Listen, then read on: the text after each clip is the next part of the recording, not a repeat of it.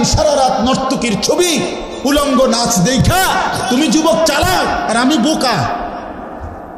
আমি আজকের সারাদিনে 5 ওয়াক্ত নামাজ জামাতের সাথে পড়ছি, আমি বেকুব না? তুমি চালাক, তুমি মানুষের বাড়ি দেখা চালাক, তুমি নর্তকী দেখা চালাক, তুমি উলঙ্গ ছবি দেখা চালাক। এই ফালতু চুলের মডেল, এটা বুঝি বুদ্ধিমান? এটা বুঝি বুদ্ধিমান? কার থেকে নিছ? কার থেকে? কোনোদিন জিজ্ঞাসা করছুনি সেলুনওয়ালা রে যে ভাই এটা কার চুল? পৃথিবীর কোন সভ্য ভদ্র মার্জিত রুচি সম্পন্ন বিবেকবান, আরে হুজুর বাদ দেন, কোন দার্শনিক, পণ্ডিত, গবেষক, ইতিহাসবিদ, রাজনীতিবিদ, ডাক্তার, ইঞ্জিনিয়ার, সমাজসেবক, জনদরদি, এমন কারো চুল নিয়ে গুলো? কিছু মাতাল তার সিরা পাগলের চুল ছাড়া আর কারো চুল নাই গুলা বেটা। আমি চ্যালেঞ্জ করলাম বেটা, এখন দাঁড়ায় বল না এটা যে হুজুর আমার এই বিশ্রী চুল এটা কোনো বিবেকবান কোনো ভদ্রলোকের চুল? দাঁড়াও, এখন বলো, বলো এখন যদি প্রমাণ করতে পারো, আমি তোমার সামনে 50 বার কানে ধরে বটনি লাগাবো। এই মোবাইলে ভিডিও দেখা, কার মতো জিন্দিগি সাজলা? এত বড় রসুলকে বাদ দিয়া কোন পাগল ছাগলের কাছ থেকে স্টাইল নিলা? হ্যাঁ বেউকুফ বেটা, কি পড়ালেখা করছো? এতটি বাংলা, অঙ্ক, ইংরেজি, পদার্থ, জীববিজ্ঞান পড়া নিজে অপদার্থ হইয়া রইলা। কিতা পড়ছো? এখনো নিজেরই চিনলা না, আল্লাহ চিনলা না, মুনির চিনলা না। মিয়া কোত্থেকে আসলাম, কেন আসলাম, কি করছি, কি করা উচিত কিছুই আমি জানি না। এটা কি পড়ালেখা করলো আর কি শিখলো? এতে পড়লো কি, শিখলো কি? এটি খরচ হলো কার পিছনে? বলেন বলেন। বন্ধুর দিকে চাইও না, সামান্যায় ভালো হইতে দেয় না।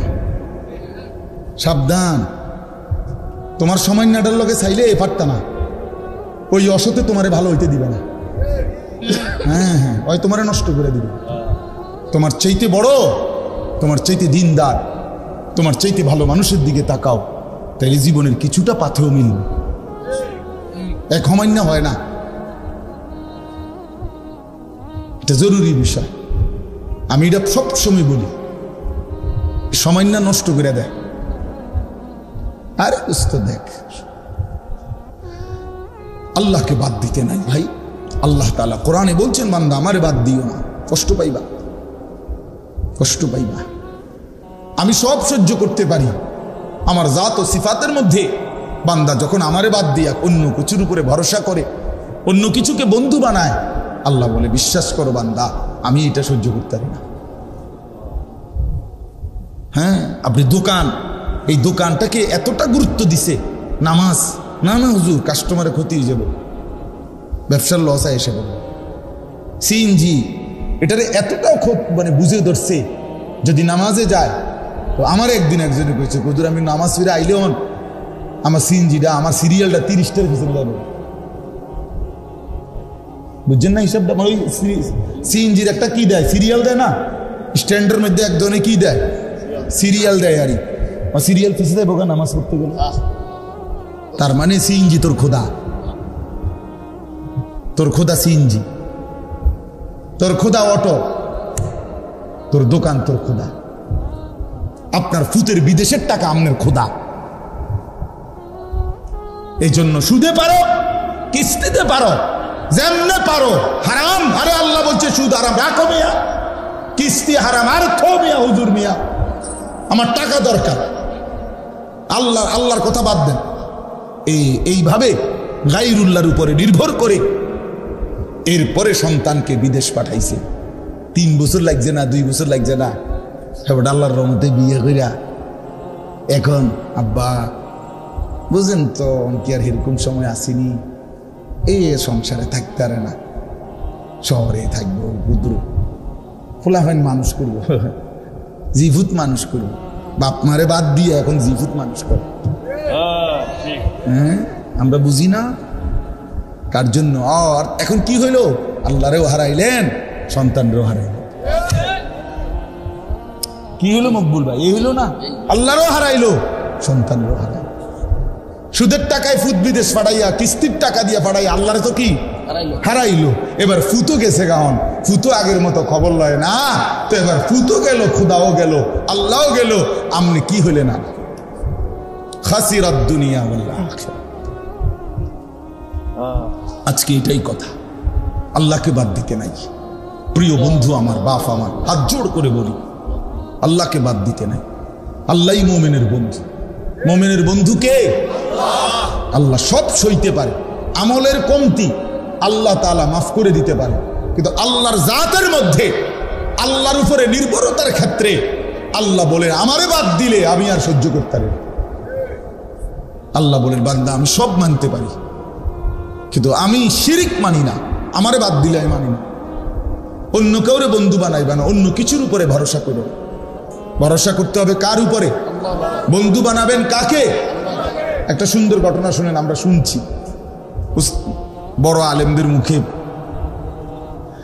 ওই বড় পীর আব্দুল কাদের জিলানী রহমতুল্লাহর নাম শুনছেন না? সবাই জানেন তো। ওনার কাছে একদিন এক মহিলা আসছে পর্দার আড়ালে, আয়সা বলতেছে হুজুর আমার একটা ছোট্ট কথা আছে। তো বলতেছে কি বলো? তো ওই মহিলা পর্দার আড়াল থেকে বলতেছে হুজুর বিশ্বাস করেন আল্লাহ তাআলা আমাকে অনেক বেশি রূপ সৌন্দর্য দান করছে, আমি অনেক সুন্দরী নারী, আমারে আল্লাহ যথেষ্ট পরিমাণ রূপ যৌবন সৌন্দর্য দান করছে।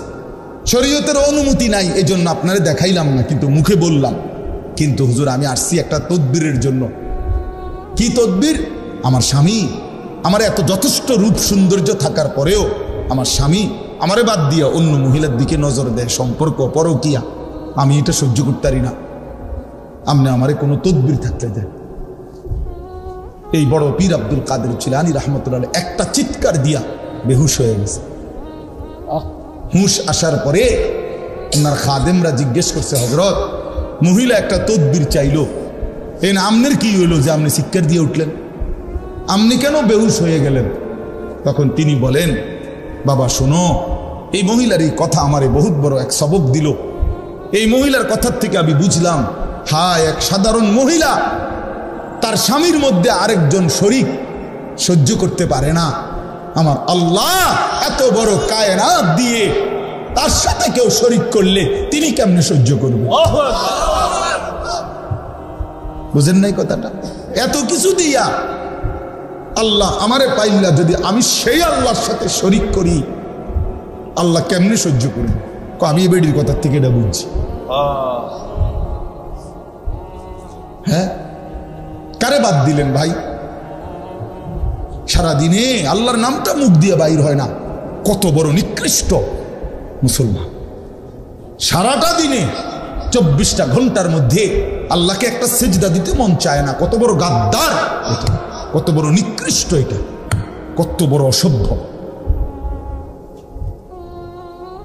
কি আশ্চর্য এটা!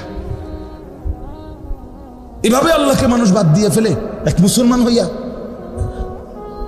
এক মুমিন হয়ে।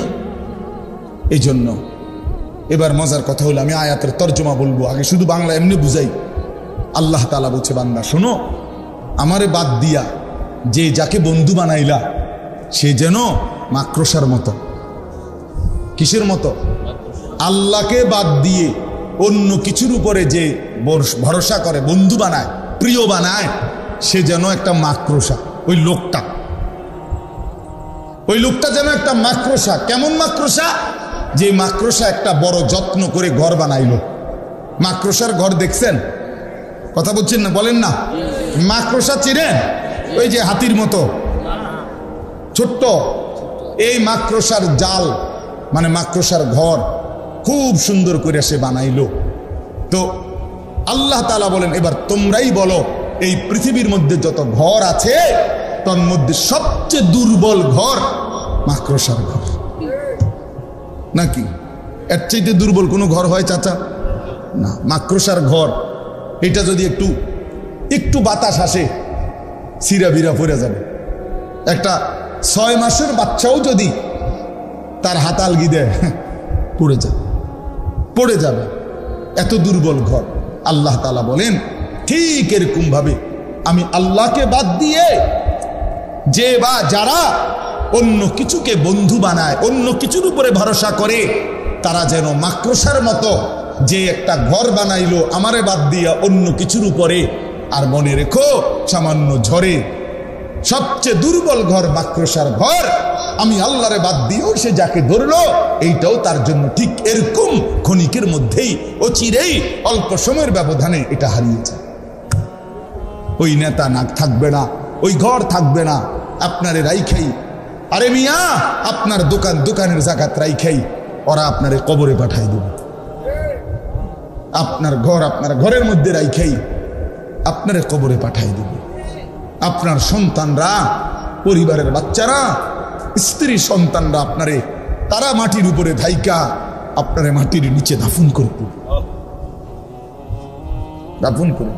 আপনি যাদের জন্য আল্লাহকে ছেড়ে দিয়েছিলেন, যে সংসারে হাসি ফুটানোর জন্য, বউ বাচ্চার সংসার করার জন্য আপনি এক ওয়াক্ত নামাজ পড়তে পারেন নাই, আল্লাহকে ডাকতে পারেন নাই, আল্লাহরে ভুলে গেছেন বহু আগে।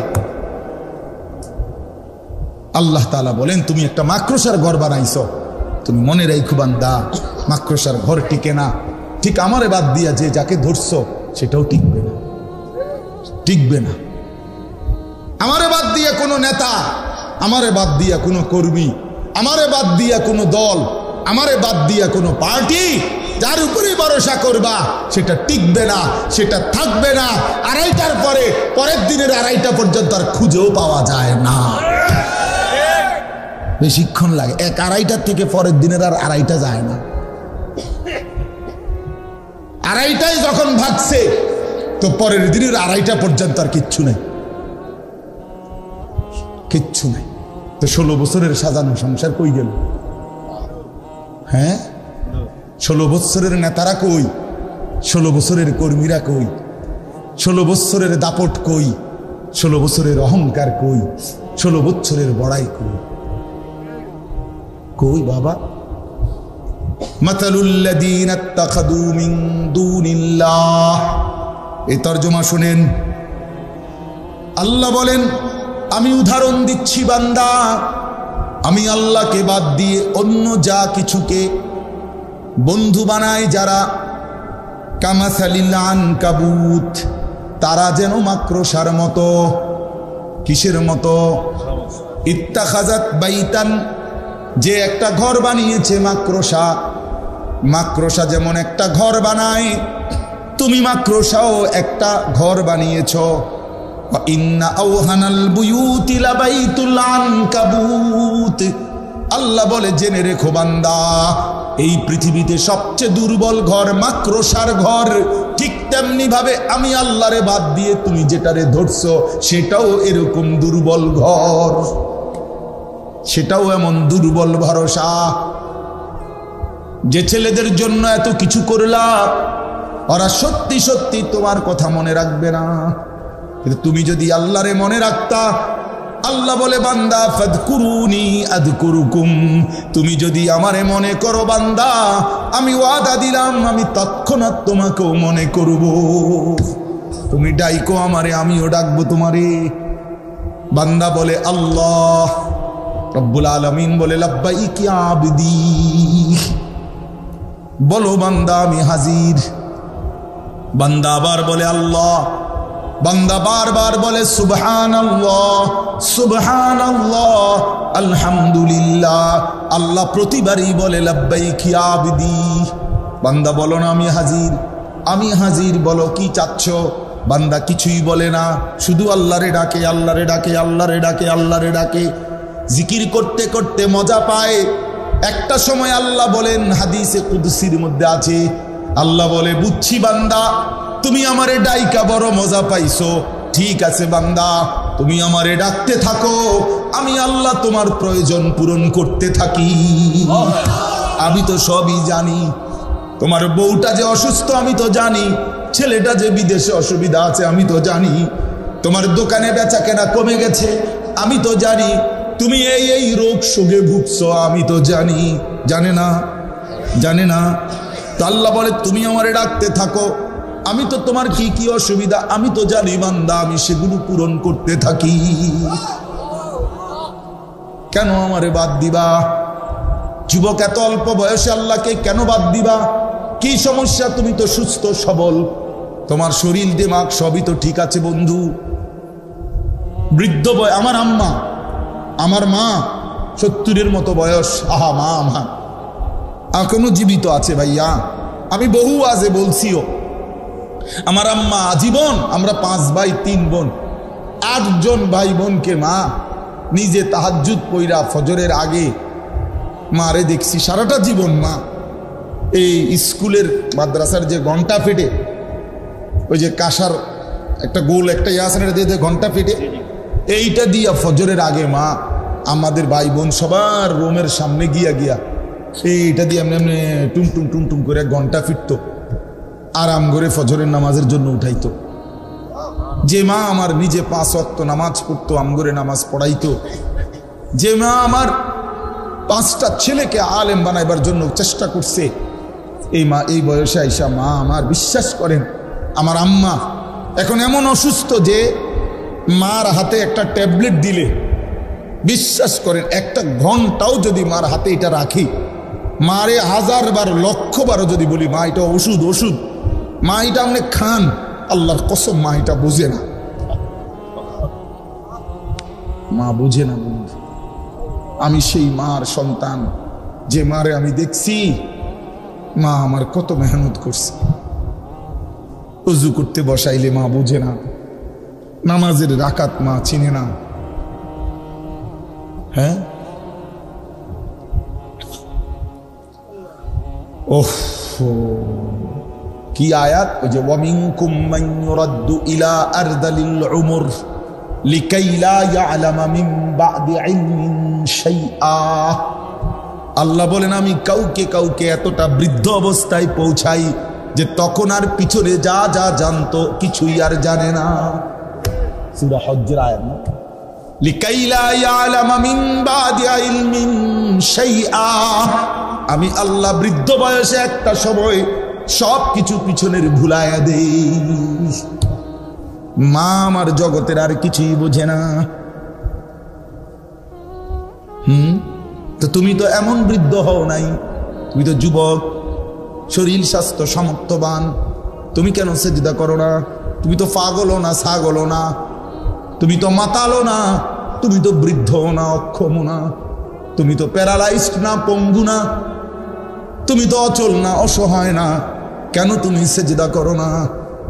কোরআনুল কারীমের মধ্যে আছে, আল্লাহ বলেন হাসরের ময়দানে প্রত্যেক নাফরমানকে আল্লাহর পক্ষ থেকে বলা হবে, ফেরেশতারা বলবে আয়ুদাউনা ইলাস সুজুদ। বন্ধু এই শেষ কথাগুলো মনে রাখো। আল্লাহর ফেরেশতা বলবে নাফরমান এতগুলো মোট সেজদা তোর ছুটে গেছে, আজ হাসরের ময়দানে দে সেজদা দে। ফালা ইয়াস্তাতিউন, লক্ষ কোটি বার চেষ্টা করে নাফরমান একটি সেজদাও দিতে পারবে না। কোরআনে আছে, আল্লাহ বলেন জাহান্নামের ফেরেশতারা জাহান্নামীকে জিজ্ঞেস করবে মা সালাকাকুম ফি সাকার, ওই নাফরমান কি কারণে জাহান্নামে আসলি? আল্লাহর কসম বন্ধু, জাহান্নামী উত্তর দিবে, প্রথম উত্তর ক্বালু লাম নাকু মিনাল মুসাল্লিন, আমি নামাজি ছিলাম না।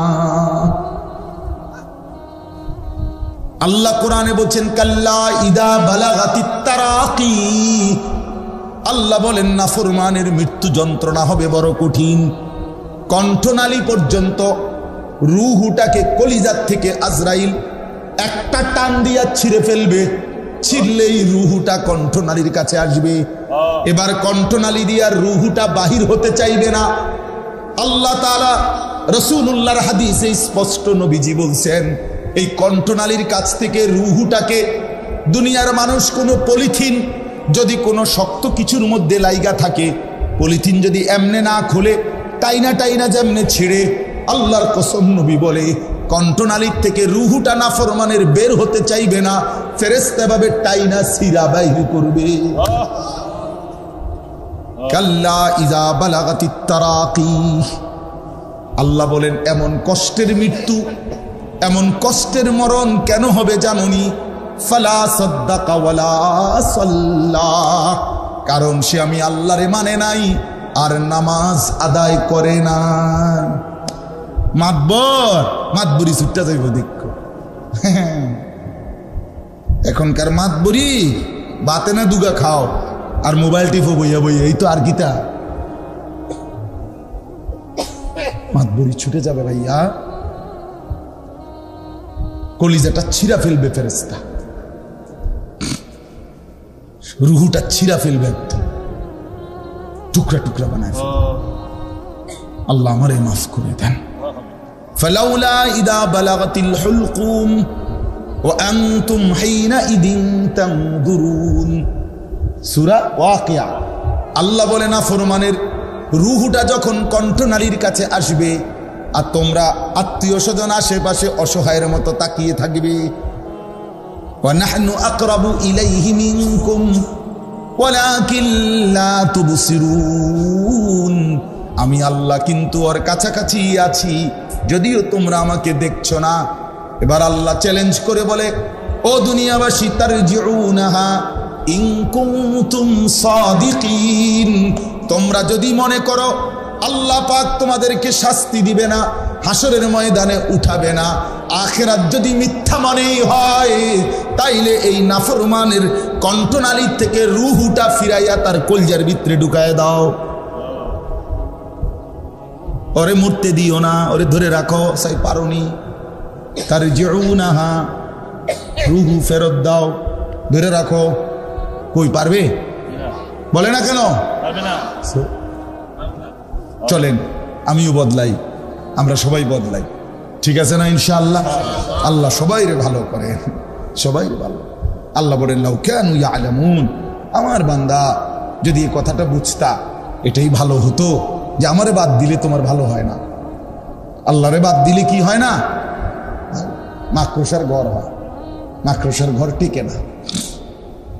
ইন্নাল্লাহা ইয়ালামু মা ইয়াদউনা মিন দুনিহি মিন শাই। আল্লাহ বলেন আমারে বাদ দিয়ে যে যাকে যে জিনিসকে ডাকতেছ, ভরসা করছো, আমি জানি, সব জানি। ওয়াহুয়াল আজিজুল হাকিম। আর মনে রেখো একমাত্র ক্ষমতাবান প্রজ্ঞাময় শুধুই আমি আল্লাহ। তিলকাল ওয়া তিলকাল আমসালু নাদরিবুহা লিন-নাস। আল্লাহ তাআলা বলেন আমি উদাহরণ দিয়া, মাকড়সার উদাহরণ দিয়া স্পষ্ট করে তোমাদের মানুষদেরকে আমি আল্লাহ বুঝাইয়া দিলাম। ওমা ইয়াকিলুহা ইল্লাল আলিমুন। আর আমার এই কথার থেকে বুঝবে তারাই যাদের মধ্যে আল্লাহ তাআলা কোরআনের বুঝ দিছেন, রাসূলের ইলমের বুঝ দিছেন, আর বিবেক বুদ্ধি দান করছেন, ইলম দান করছেন। তারাই বুঝবে, দুনিয়া লুভি মাতাল বুঝবে না। সে বলবে ও হুজুরের কয় তুমিও আচ্ছা মনে করো না, কইয়া উড়াই দিলারি, দাও উড়াইয়া দাও, অসুবিধা কি? বাতে তো খাও, আমরা বাতে খাই। দুনিয়া এই এমনি এমনি পার হইয়া যাবে, কাব্বাইয়া কুব্বাইয়া দুনিয়া পার হইয়া যাবে। হাসলেও দুনিয়া শেষ, কাঁদলেও দুনিয়া শেষ। কথা বলেন না? হ্যাঁ, আজকের রাত যার দুঃখের রাত তারও ভোর হবে, আজকের রাত যার আনন্দের রাত তারও ভোর হয়ে যাবে। বাসর রাতও ভোর হয়, জেলখানার রাতও ভোর হয়।